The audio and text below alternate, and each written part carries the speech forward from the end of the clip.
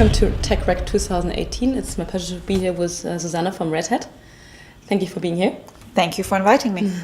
To start with, could you tell us a bit more about your professional background, what you do? I've been at Red Hat for the last 5 years, and today I lead talent acquisition at Red Hat for Europe, Middle East, and Africa. So that means I have all the hiring for Europe kind of as part of my responsibility. What are, in your opinion, the main challenges currently faced in HR and recruiting? Obviously, especially in tech, we are facing a fierce competition for talent.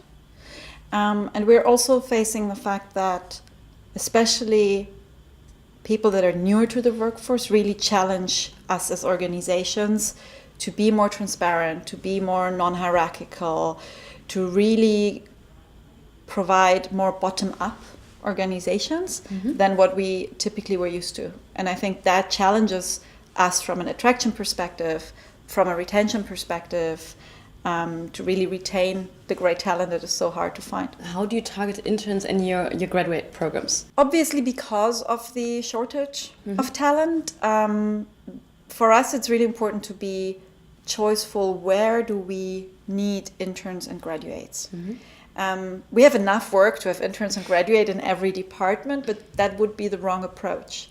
Because we should bring interns and grads in areas where we will be growing a lot in the next years, so that we also can actually provide them with a path to grow.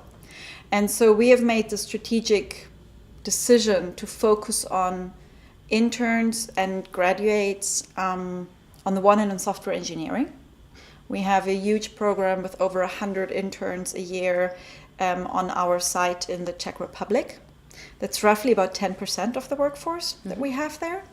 And those are interns that really come and stay while they're studying over 2 years and can really feel what it's like to work in Red Hat before they then make a choice to stay on.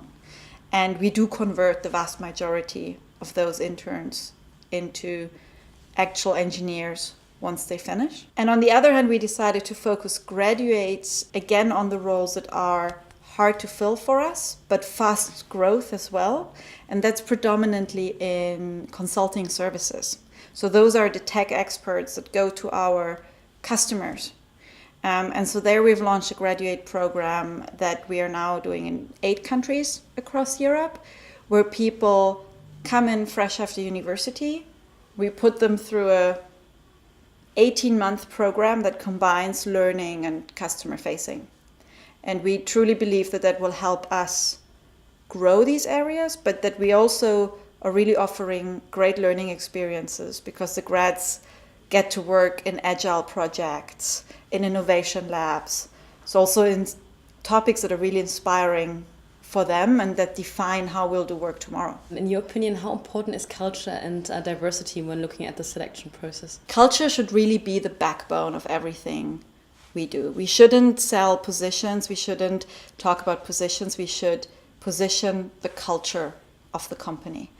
And our job as recruiters is as much to multiply the culture internally as externally.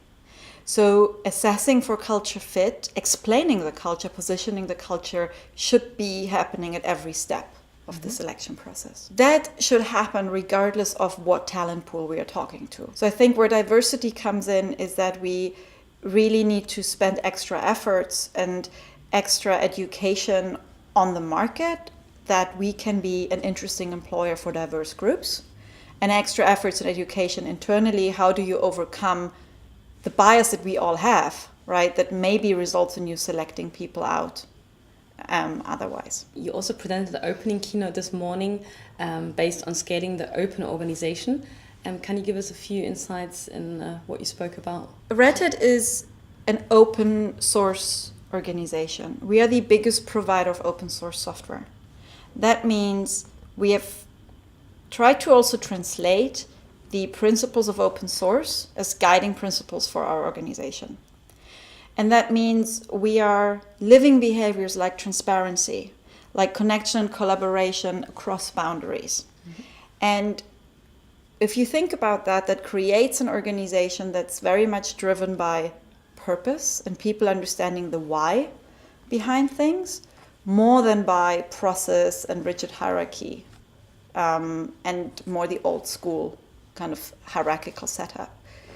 So the opening keynote was really speaking about how do we create an organization like that? What tools are we using to scale that? We grow 20% year over year.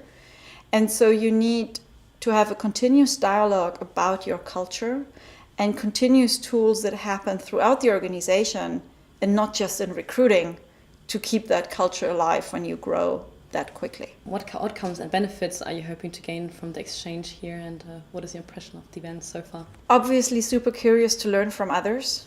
We are a fast-growing tech company that probably gets some things right, but there are a lot of other fast-growing tech companies that I'm sure are great in what they do as well. So really learn from others, especially where it comes to tools, technology, forward thinking. I mean, it's day one. We've had 4 talks so far, some really amazing sessions around AI, data-driven decision-making, driving culture change. So it's been really good so far. Thank you for your time and the interview, Susanne. Thank you.